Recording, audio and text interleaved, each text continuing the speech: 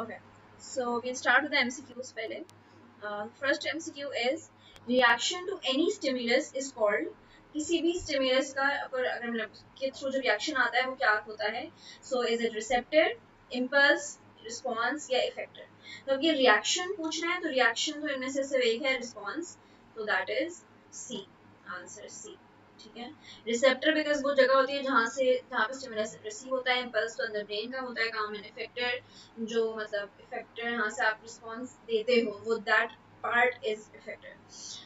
The unit of structure and function in the nervous system is यानी nervous system के unit को क्या कहते हैं जो बिल्कुल स्मॉलेस्ट यूनिट होगा तो नर्वस सिस्टम का यानी सेल का नाम पूछ रहे हो तो न्यूरॉन, मसल सेल, नेफ्रॉन या cardiac cell. That is obviously neuron. Thyroid gland has the ability to store iodine, chlorine, fluorine and zinc. अच्छा ये क्वेश्चन एक ऐसा हो सकता है कि आपको लगे कि ये तो हमने पढ़ा ही नहीं है, पूरा चैप्टर कर लिया, ये कैसा क्वेश्चन आ गया. सो रिमेंबर हमने एक क्वेश्चन अभी पढ़ा था, मतलब अभी जब ग्लैंड्स पढ़ते तो थायराइड ग्लैंड में हमने देखा था कि उसने कहा था कि अगर डेफिशिएंसी हो जाए तो डिजीज हो जाती है. तो डेफिशिएंसी किस चीज़ की हो जाए तो वो आयोडीन डेफिशिएंसी की है ना. तो इसीलिए इसका मतलब कि वो किसको स्टोर कर सकता होगा, आयोडीन को कर सकता होगा. बाकी तो नाम भी नहीं पढ़े तो इसलिए थायराइड ग्लैंड की आयोडीन डेफिशिएंसी हो सकती है तो इसलिए हम आयोडीन स्टोर करने की उसके अंदर एबिलिटी है. ठीक है. A. Endocrine glands pour their secretion directly into, ये बात मैंने भी बताई थी आज की उसी क्लास में.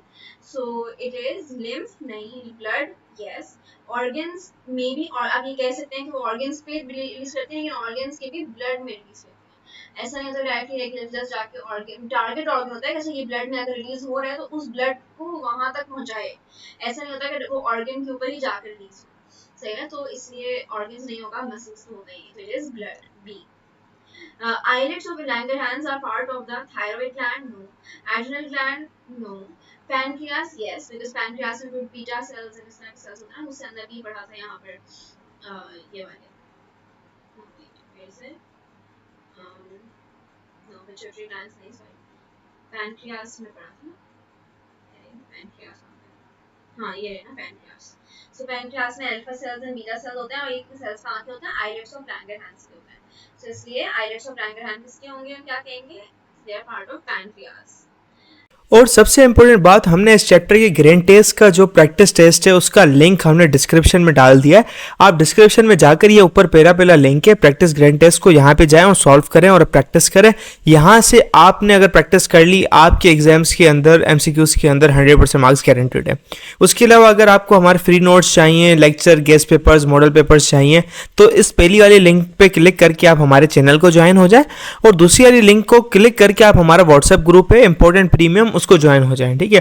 अगर आपको ट्यूशंस वगैरह के अंदर एनरोल होना है, कोई डाउट है तो ये हमारा व्हाट्सएप नंबर, इस पर क्लिक करेंगे आप डायरेक्ट व्हाट्सएप पे चले जाएंगे और तमाम बुक्स के पीडीएफ इस वाले यहाँ पर आखिरी वाले आपके पास गिवन है. आप यहाँ से कोई भी बुक उठा सकते हैं आपकी जो मर्जी चाहे, सारी की सारी क्लासेस का. इसके साथ साथ आपसे रिक्वेस्ट है आप चैनल को सब्सक्राइब और वीडियो को लाइक भी करते हैं.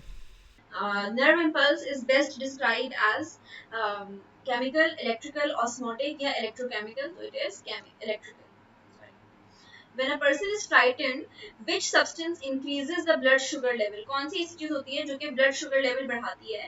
तो जब इसमें कीवर्ड हमारे पास क्या है, ब्लड शुगर लेवल नहीं है, इसमें कीवर्ड है when a person is frightened. तो जब आपको डर लगता है तो कौन सा सिस्टम एक्टिवेट होता है, फाइट और फ्लाइट रिस्पॉन्स वाला. और फाइट और फ्लाइट रिस्पॉन्स में कौन सा हार्मोन रिलीज होता है, दैट इज एड्रेनलिन. और एड्रेनलिन की वजह से ब्लड शुगर लेवल भी इंक्रीज हो जाता है. तो दैट इज ए, एड्रेनलिन. ठीक है. Which part of the brain detects temperature changes in the blood? Temperature changes detect करता है आपका hypothalamus. A, C. In contrast to nerve is the response produced by hormones in contrast to nerve is the response produced by hormones takes longer because क्यों. अच्छा hormones की जो response है वो ज़्यादा देर क्यों लगाती है, that is because hormones are specific in their action. No, फिर तो कम टाइम लगना चाहिए. Hormones are transported through blood. Yes, but क्या ये चीज़ देर करती है? Not exactly. Hormones are produced in small amounts. Exactly, yes. Because वो बहुत थोड़ी क्वांटिटी में रिलीज होते हैं इसलिए उनको टेकअप करने में बहुत टाइम लग जाता है. सही है. Once released, neurotransmitter molecules typically produce signals in postsynaptic neurons by entering the postsynaptic neuron, attaching to vesicles, binding to presynaptic receptors या binding to post synaptic receptors, यानी कि ये पूछना है जब रिलीज हो जाता है न्यूरोट्रांसमीटर मॉलिक्यूल्स तो वो सिग्नल्स कैसे मतलब कहाँ पे कैसे प्रोड्यूस करते हैं पोस्ट साइनेप्टिक्स में, तो उसका यही रीजन होगा क्योंकि पोस्ट साइनेप्टिक का पूछना है तो binding to post synaptic receptors, ठीक है, क्योंकि अगर पोस्ट सिनेप्टिक में आपके पास सिग्नल्स प्रोड्यूस हो रहे हैं का आपको बन रहे हैं तो वो प्री सिनेप्टिक की तो बात ही नहीं हो रही, उसमें पोस्ट सिनेप्टिक का होगा, ठीक है। फेडरल बोर्ड के एनुअल एग्जाम्स का डर है, लेकिन ये नहीं पता कि तैयारी कहाँ से करनी है। दूसरी बात ये नहीं पता कि एग्जाम के अंदर सवाल का जवाब लिखना कैसे है, कैसे सेंटेंसेस को फॉर्म करना है, कैसे हमें फुल के फुल मार्क्स मिले। तो भाई घबराना किस बात से, हमारी बैच इसी प्रॉब्लम को तो सॉल्व करने आई है। तो आप भी हमारे बच्चों की तरह 97.8 परसेंटेज ला सकते हो, 98.27 परसेंटेज ला सकते हो, फातिमा की तरह, अगली फातिमा आप बन सकते हो। आप 505 मार्क्स ले सकते हो आउट ऑफ 520। अच्छा जी, कैसे? हम आपको सिखाते हैं कि एग्जाम के अंदर लिखना कैसे होता है, ग्रेड टेस्ट प्रोवाइड करते हैं। देखें जी, हमारे पास है पाकिस्तान की one of the best faculty. आप कोई भी सब्जेक्ट लेना चाहें, आपका जो दिल करे, आप सारे सब्जेक्ट्स लें, सिर्फ और सिर्फ 3,000 रुपये में पूरे साल में। आपको एग्जाम राइटिंग मेथड सेशन दिए जाते हैं कि सवाल का जवाब लिखना कैसे, डिफरेंस वाला अलग क्वेश्चन, डेफिनेशन अलग, एग्जाम्पल वाला अलग, मैथ के सवालों का जवाब अलग होता है। आपको टॉपर बच्चों के नोट्स दिए जाते हैं, आपको फुल बुक के notes, question answers, live classes के अंदर कॉन्सेप्ट पढ़ाया जाता है आपको, और उनकी रिकॉर्डिंग्स भी दी जाती हैं। भैया और क्या चाहिए? अच्छा, और मजे की बात, ग्रैंड टेस्ट से हमारा समझो पेपर लगता है। ये हमारा है केमिस्ट्री का ग्रैंड टेस्ट, इसका सवाल नंबर तुम नोट करो ये। तो भैया इस ग्रैंड टेस्ट में से आपके 3 सवाल लगे हैं क्लास 9 के केमिस्ट्री के पेपर में इस साल, जो नए सिलेबस से हुआ था 2025 के अंदर ग्रेड 9 का।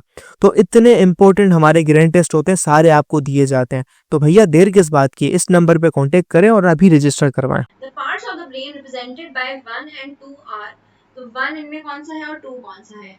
अच्छा 1 जो है ना, आप देखा होगा तो थोड़ा सा एक लीफ शेप वाला लग रहा है एक चीज, तो जो हमने कहा था पढ़ा था कि लीफ शेप्ड कौन सी चीज होती है, दैट इज सेरिबेलम। और वैसे भी 1 के लिए जो इन्होंने ऑप्शंस दिए हैं उसमें सेरिबेलम या सेरिब्रम है।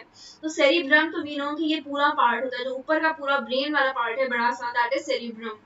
तो सेरिब्रम नहीं होगा, इट विल बी सेरिबेलम। तो या तो आंसर ए होगा या आंसर सी होगा, ठीक है, यहाँ तक बात आई होप क्लियर होगी। अब 2 क्या है? 2 मेडुला ऑब्लोंगेटा है या फिर पॉन्स है। तो अगर आपको याद हो तो हमने पहले बात की थी कि यही जो सेरिबेलम है उससे नीचे पॉन्स होते हैं, एंड पॉन्स के नीचे निकलने वाली चीज दैट इज मेडुला ऑब्लोंगेटा। तो ये ऊपर यहाँ की बात कर रहे हैं, दिस ए का, तो दिस इज पॉन्स, तो इसका आंसर होगा A which is cerebellum and pons, ठीक है। देन क्वेश्चन 13 में रिफ्लेक्स आर्क शो हो रहा है, तो यहाँ पर कुछ ये डेंड्राइट्स हैं, डायरेक्शन ऑफ कंडक्शन इधर की तरफ है। अच्छा ये 1 है, यहाँ पे 1 से लेकर 5 तक आ रहे हैं, 2, 3, 4 एंड 5। सो अब इन्होंने पूछा है कि हर चीज को आपने लेबल करना है। तो 1 पार्ट कौन सा होगा, जहां से डेंड्राइट्स निकल के ये एक्सॉन एंड सेल बॉडी, ये वाला कौन सा न्यूरॉन है स्टूडेंट्स? ये है सेंसरी न्यूरॉन, बिकॉज इसमें सेल बॉडी बीच में है, ठीक है। तो this would be receptor, because इन्होंने हमें ये नहीं पूछा कि ये क्या है, बिकॉज अगर ये पूछा होता तो that would have been sensory neuron. लेकिन ये उन्होंने 1 इधर है, 1 के ऊपर कोई अभी जगह चीज नहीं बनी, तो 1 हम कहेंगे इट इज रिसेप्टर, ठीक है। तो बी हट जाएगा यहाँ से, बी, ए, सी और डी में से कोई ऑप्शन होगा। देन 2 क्या है? 2 इज ऑब्वियसली सेंसरी न्यूरॉन, तो अब ए और डी बच गया आंसर इसमें हमारे पास ऑप्शंस, तो ए और डी में से आंसर होगा।